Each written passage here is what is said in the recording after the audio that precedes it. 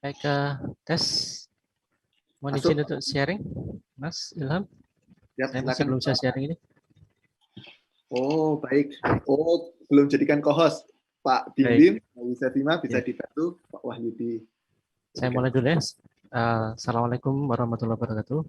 Selamat siang, Bapak Ibu, teman-teman sekalian, kolega yang terhormat. Sangat berbahagia, saya bisa berbagi pada teman-teman sekalian. Ini sama dengan Prof. Saya cuma mendampingi saja ini, karena sudah disampaikan semua ya. Baik, mungkin sedikit kenalan. Ini nama saya. Mungkin ada nanti yang bidangnya sama, kita bisa kolaborasi, bisa kontak saya ke sini, Bapak Ibu sekalian ya. Atau nanti di akhir acara bisa minta kontak saya. Saya dari UTS dulu, kemudian dari Waseda dan dari Serang itu pendidikan saya. Saya cuma nyari dana aja ya.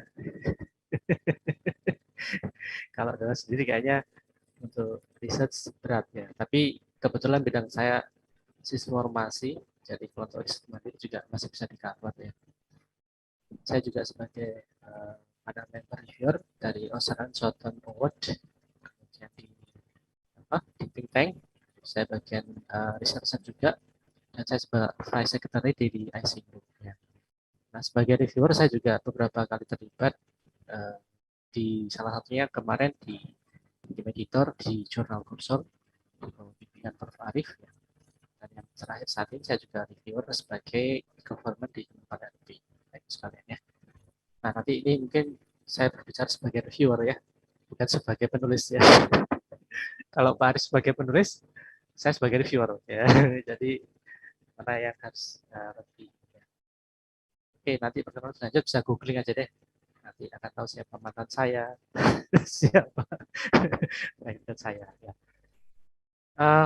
Kayaknya untuk materi nulis sudah di cover oleh Prof. Aris ya. Saya cuma materi yang senang-senang aja ya. Saya namakan fun facts ya. Katanya nih ya, kita ini sebagai researcher ya, untuk membuat satu manuskrip terus eksperimen ya, 6 bulan, 1 tahun, bahkan ada multi year. Buktinya teman-teman proposal simultasnya ada yang multi year gitu ya. Jadi ini memang pekerjaan yang tidak 1-2 hari ya, dan juga prosesnya melelahkan ya. Saya kira ini kita mengalami semua ya. Jadi ini beban derita kita, tapi nggak apa-apa ini. Ini untuk menuju poin ya, dari poin ke poin. Nah, ada satu fakta menarik nih. Dari 6 bulan tadi, kita ternyata kerja 6 bulan tuh harus ditulis dalam 12 halaman ya. Kalau misalnya satu halaman 1 hari, harusnya satu paper selesai 12 hari ya. Harusnya kan begitu ya. Kita itu paling gampang nulis status ya. Bisa berhalaman-halaman ya. Tapi giliran nulis paper, susahnya minta ampun. Ya. Nah, fakta yang lain, publish paper itu bisa jadi seumuran apa itu uh, satu orang bayi ya, atau sampai melahirkan satu bayi kadang-kadang. Ini saya kutip di satu jurnal, diterimanya Juli 2018, di review baru 1 tahun kemudian. Di saya Maret 2019. Bulannya April ya, jadi 1 tahun di 20. Ini memang prosesnya panjang. Tapi ada beberapa yang open access yang menawarkan reviewnya cepat. Ya. Seperti sudah sampaikan oleh Prof. Arif, dan punya skor SCR, indeksnya, impact faktornya lumayan bagus. Ya, ini sudah cocok, bisa dipakai untuk syarat khusus pengajuan besar.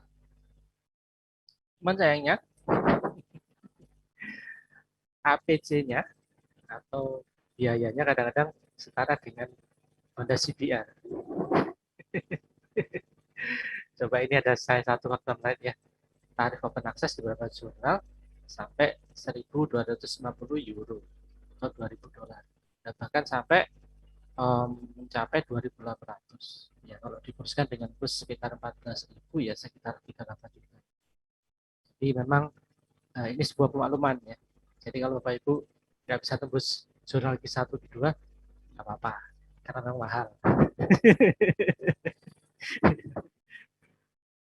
Nah ini ada berapa akses ya. Ya minimal kemarin di IEEE yang bidang saya itu sekitar hampir 20 juta. Nah, beberapa teman-teman dosen yang di institusinya ada insentif mungkin bisa ditambah. Ini lebih cepat dan lebih menurut saya ya ini punya jaminan publish ya. Jadi sekarang publish Q1 Q2 nggak apa-apa. Nah, tidak terlalu sulit ya kalau punya ini ya. Ditambah lagi sekarang sudah banyak jasa proofreading. Kalau Bapak Ibu tidak native speaker bisa menggunakan jasa itu. Cuman hati-hati, banyak predator dan discounted. Tadi sudah disampaikan oleh Prof. Arif ya. Udah coba-coba nulis sampai anak satu kedua baru lahir baru publish, ditambah lagi harus jual motor, ternyata discontinue. Itu ya cerita kita ya. Nulisnya harus sampai lahiran anak pertama, udah gitu harus jual motor, ternyata di akhir apa discontinue. Jadi sinetron hidayah ini.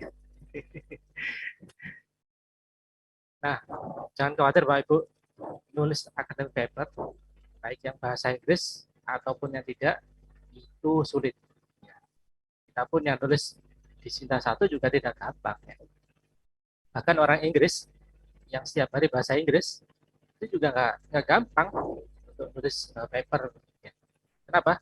Coba ini kita punya survei nih ya. Di salah satu jurnal, namanya Mini Invasive Surgery Journal. Ternyata yang paling banyak kontributornya adalah orang Jepang sama orang Brasil yang notabene bukan native English speaking. Ya, jadi nggak usah khawatir Bapak Ibu ya kalau belum bisa terbit di Scopus karena memang kita bukan native. Ya. Orang Inggris saja sulit ya. Saya dulu kuliah di Australia itu ternyata teman kuliah saya itu tidak banyak yang kulit. Banyak kan apa IPB, India, Pakistan, Bangladesh, tambah Chinese. Nah, ini ya, juga nulis bahasa Indonesia juga nggak mudah ya. Sampai-sampai Dikti punya aplikasi si Baby ya. Sudah dicoba Bapak Ibu ya. Nah, ternyata kita ini nggak menguasai EYD juga ya. Ketika dimasukkan, ternyata dicek ada ini mungkin bisa dimanfaatkan ya si Baby ya. Membantu kita untuk koreksi ya. Kalau profilnya ada Grammarly, ini ada si Baby untuk versi bahasa Indonesia. Kalaupun mereka bisa nulis, tidak semuanya itu bisa convincing. Convincing itu meyakinkan reviewer. Walaupun orang Inggris ya nulisnya bagus gitu ya, ternyata tidak meyakinkan ya udah di reject. Jadi memang ini fakta-fakta unik ya nulis jurnal dan sebagainya. Tapi ada kabar bagus nih Bapak Ibu sekalian ya. Nanti saya menunjukkan kabar beritanya. Sekarang ada kabar bagusnya gitu ya. Ternyata untuk menulis artikel yang katakanlah bisa dibaca sampai 1.000 orang, Bapak Ibu tidak perlu meyakinkan 1.000 orang, cukup meyakinkan 3 orang. Satu editor, 2 reviewer, 1 reviewer 2. Mau Mas Ilham nggak yakin, Prof. Arif nggak yakin, tapi kalau editor, reviewer jurnalnya itu yakin, accepted. Jadi ternyata untuk menulis paper itu nggak sulit ya. Cuman butuh meyakinkan 3 orang aja. Kalau 3 orang sudah yakin, mau seluruh dunia nggak yakin, ya udah lempeng aja nggak apa-apa. Jadi itu aja, dimudahkan ya, jangan dipikir sulit ya. Jadi kita mungkin butuh meyakinkan 3 orang ini aja. Yang berikutnya, another good thing, ternyata ada jurnal-jurnal Indonesia yang itu juga terindeks Scopus. Jadi untuk dapat Scopus ternyata kayaknya nggak perlu jual motor ya, dan nggak perlu nanti nunggu sampai anak pertama lahir ya. Ya, bahkan satu saat mungkin ya untuk dapat profesor kita, mungkin kita hanya perlu submit di Sinta Indexed Journal. Nih, contohnya ini ya, ini beberapa profesor yang nggak ada jurnal Scopus sama sekali ya. Ini saya ambil dari Dikti ya, dari Sinta Dikti ya. Kalau Ibu cek di Sinta, kemudian masuk ke bagian profesor, nanti ada banyak profesor yang tidak punya Scopus ya. Ini mungkin karena seleksi lama ya. Tapi Dikti juga memfasilitasikan tidak semua Scopus itu bisa dipakai itu sebagai syarat apa itu khusus ya. Karena mereka yang punya impact factor yang tertentu dan punya ranking yang sesuai dengan ketentuannya. Jadi kalau kita lihat ini ya syarat profesor, syarat regulernya memang ini minimal 1 jurnal nasional. Ya. Yang paling penting ini. Jadi kalau selama ya, logikanya selama ada jurnal terindeks di Sinta dan dia termasuk Scopus, kemudian katakanlah punya SCR, kemudian impact factor yang seperti ini, logikanya bisa dipakai untuk mengajukan guru besar. Tidak harus yang jual motor, nggak harus yang di luar negeri ya. Jadi mungkin nanti semakin banyak jurnal disertasi seperti tadi yang disampaikan Prof. Arif, HMD-nya semakin tinggi dan seterusnya. Saya kira nanti ke depan kita nggak boleh benar-benar harus dengan Scopus. Nanti ada Sinta-Sinta. Gitu. Ya, jadi kita doakan semoga ke depan mengelola jurnal kita semakin baik lagi. Dan ini juga harusnya memberikan semangat buat kita untuk berkontribusi di Sinta. Jadi kita harus Scopus minded. Nah, tentunya kita harus targetkan Sinta 1. Karena Sinta 1 rata-rata ada yang terindeks Scopus ya. Itu ya harapannya. Jadi kita coba deh cinta buatan dalam negeri ya. Kita coba ramaikan ya. Karena ini seperti ini Bapak Ibu ya. Sinta 1 ini sudah ada terindeks Scopus. Sudah lumayan ini. Not bad lah, kata orang Madura ya. Jadi ini kalau misalnya kita lihat lebih dalam ya, saya cek untuk jurnal pendidikan IPA, SCR-nya sudah 0,493. Ini sudah mendekat 0,5, artinya sudah bisa menjadi syarat untuk apa? Pengajuan syarat khusus besar. Kalau Bapak Ibu artikelnya cuma di sini. Kalau tadi ilmu apa teknik 0,5 ya. Ini 493 ini tinggal dikit aja. Gitu ya. Jadi kita harus cinta buatan dalam negeri juga ya. Maka kita sama-sama ramai-ramai serbu Sinta. Kita sudah punya hampir 6.000 jurnal Bapak Ibu ya. Saya catat ini ya. Untuk Sinta 1, 105. Ini sudah lumayan ya. Dan ini kalau misalnya katakanlah setiap tahun itu mereka punya 3 atau 4 volume. Setiap volume ada 10 sampai 15 jurnal, ya itu sudah lumayan. Hampir 200 atau 300 itu baru satu ya. Dan seterusnya. Jadi jangan diabaikan Sinta ini. Ini ada satu kekuatan ya. Saya melihat ke depan nanti kalau semakin kita punya jumlah dosen itu hampir 200.000. Ya. 200.000 itu, 250.000 itu kalau dihitung itu hampir 1% penduduknya Australia. Australia itu penduduknya 25 juta. Ya. Jadi 1%-nya itu seperti itu. Ini ya. Jadi ayo kita publish di Sinta ya Bapak Ibu ya. Ini ajakan saya ya. Ya, saya selalu menyempatkan setiap tahun harus ada artikel di Sinta. Ya. Baik, saya akan masuk ke Secret Publishing Academic Manuscript termasuk di Sinta. Tadi Prof. Haris sudah punya rahasia, saya juga punya rahasia. Ya. Secret ingredient itu adalah ternyata menurut saya ya, ada rahasianya. Kena prank ya. Rahasianya kenapa nggak ada rahasia? Karena nulis itu sangat sulit Bapak Ibu ya. Setiap orang punya gaya sendiri-sendiri.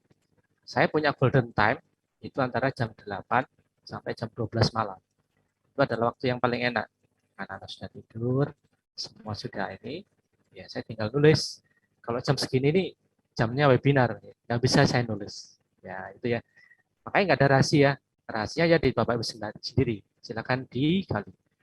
Dan nulis itu adalah menurut ilmu pertumbuhan manusia, kecerdasan manusia adalah tingkat yang paling tinggi. Coba Bapak Ibu perhatikan, peradaban yang punya karya tulis itu adalah peradaban yang paling tinggi. Mesir, Cina, kemudian Babilonia. Mereka pasti punya karya tulis dan itu adalah dianggap peradaban yang paling tinggi. Nah, sama juga perkembangan mental atau kecerdasan manusia. Itu yang paling tinggi kalau punya kemampuan literasi dalam menulis yang paling bagus. Dan itu dibangun dari mendengarkan, berbicara, dan membaca.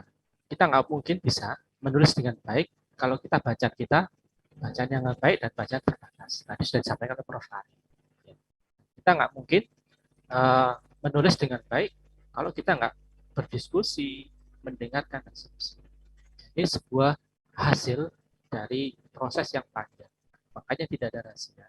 Kalau ada orang yang punya bakat, oke. Tapi tidak semua hasil tulisan bisa dipakai karena nulis saintifik itu berbeda dengan genre misalnya novel atau apa. Kemudian academic writing itu bukan proses yang linier. Ya.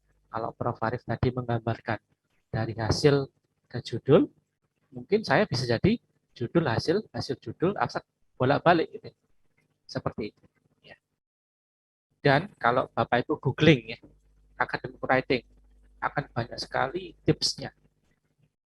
Ya kan banyak sekali, silakan nanti dibaca. Belum lagi setiap jurnal punya aturan diri, ada guideline-nya. Tadi Prof. Haris sampaikan gaya selingkuhnya beda, ada mungkin template-nya dan lain-lainnya. Dan yang paling penting, setiap jurnal mereka punya cara mereview sendiri-sendiri. Ada yang review pertemanan, ada juga. Ya karena memang ini jurnal saya mau akreditasi nih, ayo masukkan semuanya ini, teman-temannya diundang. Ya saya sering mendapatkan seperti itu ya, karena kita juga pengelola jurnal juga bermakna. Itu adalah praktik ya. Nah itu juga harus dilakukan dengan benar. Nah ternyata menurut saya cara yang paling bagus untuk bisa diterima ya menghindari kesalahan.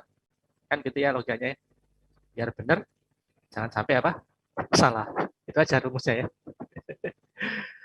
Nah, ternyata selama saya sebagai penulis, sebagai reviewer, ada dua kesalahan besar yang sering kita lakukan. Barangkali tadi sudah dibahas oleh Prof. Ari, ya. Kalau saya bisa katakan, ada dua kesalahan. Ada non-scientific problems, ada problem of content atau scientific. Ya. Kalau non-scientific, ya seperti tadi, kalau kita tahu proses reviewnya, kemudian nih structure, harusnya ada judulnya bagaimana, abstraknya bagaimana, keywordnya bagaimana, kemudian introduksi harus diisi apa dan seterusnya. Nah, ini adalah structure ya, ini non akademik. Nah, parahnya ini tuh menjadi seleksi awal. Ya. Kalau nggak cocok, langsung dibuang, walaupun isinya bagus. Ya. Jadi Bapak Ibu harus perhatikan dan termasuk saya juga harus perhatikan ini tidak boleh sesuai dengan kemauan kita. Yang kedua ini saya punya tips ini saya dapatkan dari supervisor saya di Australia untuk menulis sebuah manuskrip yang koheren itu harus ada hubungannya. Jadi kalau kita punya introduction, literature review, metodologi, result, discussion, sama conclusion. Dan ini juga saya selalu pakai untuk mereview artikel. Ketika ada introduction, ini akan disampaikan di sini ada permasalahan apa yang mau dijawab di penelitian. Maka harusnya nanti harus terjawab di conclusion. Ketika seorang penulis mereview artikel yang terdahulu, maka itu harus ada gunanya. Nanti akan kita discuss dengan penemuan kita. Apa hasil kita? Apakah memperkuat literatur yang terdahulu? Apakah menolak? Apakah tadi bertentangan? Atau bahkan bisa memperkuat atau sama. Ya. Jadi harus saya ini. Jadi apa yang harus dibahas di literature review harus juga didiskus. Ya. Jadi kalau hasil saya katakanlah lebih cepat 1 sekian dibanding dengan artikelnya CX. Kemudian juga metodologi harus menghasilkan hasil yang ya sesuai ya. Kalau misalnya metodologinya adalah misalnya kualitatif, ya hasilnya adalah ya ini tematik ya, analisis dan seterusnya. Mungkin bisa dijadikan. Yang berikutnya non teknis, plagiarisme. Ya, ini juga bisa dibuang dulu sebelum dibaca kontennya. Mungkin Bapak Ibu sudah sangat paham bagaimana menghindarinya. Saya skip aja ya. Dan berikutnya adalah problem of content. Ini penting sekali. Sudah masuk seleksi awal, berikutnya diisi kontennya. Prof. Ari tadi sampaikan sesuai dengan skopnya. Ada enggak nih ya, mungkin berapa pertanyaannya. Apakah sesuai dengan skop jurnalnya? Kalau saya punya penelitian komputer, nggak mungkin saya submit di sastra. Kalau punya penelitian yang fokus di AI, maka saya harus sama. Juga kualitasnya ya, kualitas nanti bisa disampaikan dengan gaya penulisan dan seterusnya. Apakah kontennya ditulis dengan baik? Ya, baik itu tidak harus mungkin sastra ya, enggak ya, karena kita teknikal ya, clear ya. Kemudian sesuai dengan apa aturan. Nah ini apa yang dicari reviewer biasanya? Importance. Apa sih penting dari riset itu? Sudah disampaikan Prof. Ari, originality. Mungkin ini yang mungkin saya bisa share. Clear progression through the paper. Jadi nulis itu kayak nulis cerita, harus dari satu paragraf ke paragraf yang lain itu nyambung, tidak ada gap. Termasuk mungkin ya dari mulai judul. Jadi kalau tadi Prof. Arif ini sebagai kan saya bahasnya sebagai reviewer ya. Reviewer kan harus bacanya dari judul dulu ya. Kalau tadi nulis kita dari finding dulu. Nah, kalau judul biasanya ini ya menjadi tujuan pertama kali seorang reviewer. Menurut ini ada berbagai macam judul yang perlu disampaikan. Tadi sudah sampaikan Prof. Arif ya. Tidak boleh ada singkatan isinya. Nah, kalau misalnya itu sudah umum nggak apa-apa. Kemudian yang paling penting ini ya, ini saya kutip dari Mixat, ada berapa judul yang bisa menarik. Tadi Prof. Aris sudah menyampaikan ya, harus ada originality, harus ada metode. Kalau menurut Mixat, terutama ini penelitian yang berbasis sosial, ya, kualitatif ya. Ada namanya descriptive title. Ya. Misalnya contohnya investigation. Ada lagi yang lebih baik lagi, namanya deklaratif. Ya. Nah, contohnya misalnya academic conference, SIP, deklaratif itu menunjukkan hasil bahwa conference akademik membuat apa. Ya. Atau ada juga yang pakai interrogatif. Apakah seperti ini, seperti ini. Atau juga compound. Ya, ada interrogatif ditambah deklaratif. Jadi misalnya apakah conference do academic conference shape the research agenda and medical investigation dari apa? Ini juga lebih informatif. Nah tergantung nanti Bapak Ibu melakukan pendekatan yang mana. Tapi saya biasanya mencoba dengan compound sama interrogatif. Itu yang paling kuat, paling appealing. Appealing itu menarik. Ya. Apakah? Oke, ini abstrak ya. Biasanya tidak panjang, 150 sampai 200 ya. Mungkin ada rule 10 ini ya. 1, 2 kalimat tujuan, 2, 3 kalimat pelajaran sama metode, 2, 3 kalimat result sama discussion atau saran. Asal ada informatif sama indikatif deskriptif. Nah, ini sudah dibahas dari performance ya. Nah, saya pengen sharing ini aja ya. Kadang-kadang kesalahan bahasa ya. Mungkin maksud kita bagus, tapi karena kita nggak bisa bahasa Inggris, jadi maksudnya lain ya. Antara means sama mean beda. Karena memang kita bukan orang native. Ya. Nah, caranya gimana? Yang saya sering gunakan, tipsnya menggunakan research starter phrase. Jadi di internet banyak sekali starter phrase. kadang-kadang kita itu sulitnya memulai, kan gitu ya. Kalau sudah dimulai kan sulit. Nah, memulai kata-kata itu kadang menjadi satu tantangan sendiri. Nah, makanya kalau Bapak Ibu googling ya, research starter phrase atau academic writing starter phrase, nanti akan menemukan seperti ini. Kalau untuk introduction, apa sih yang enak digunakan ya? Misalnya the paper atau apa atau the main. Nah, kadang-kadang disampaikan ada kesalahannya ya.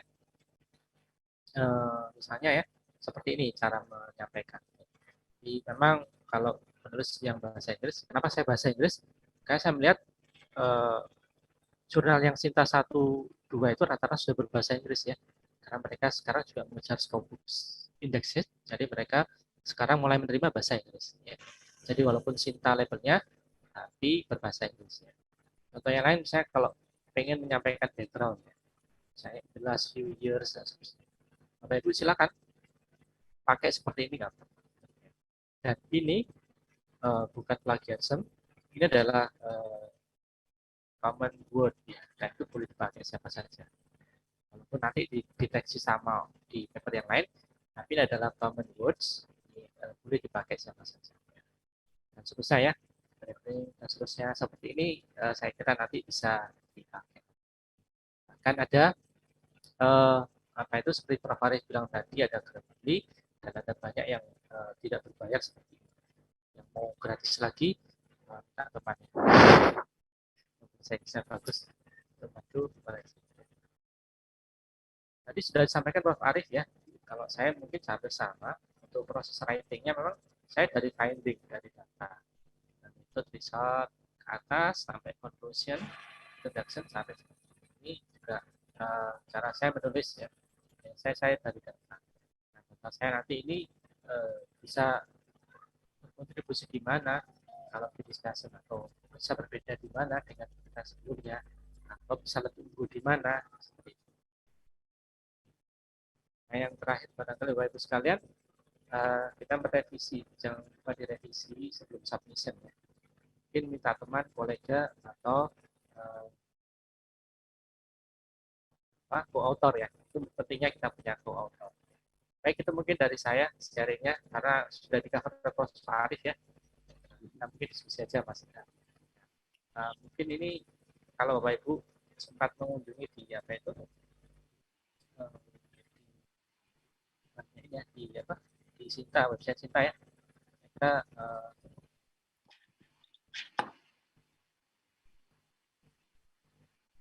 kalau kita ke Sinta itu ya, nanti masuk di S1 ini, dan sudah banyak ini ya, Scopus Indexed ya, jadi nggak perlu khawatir ya.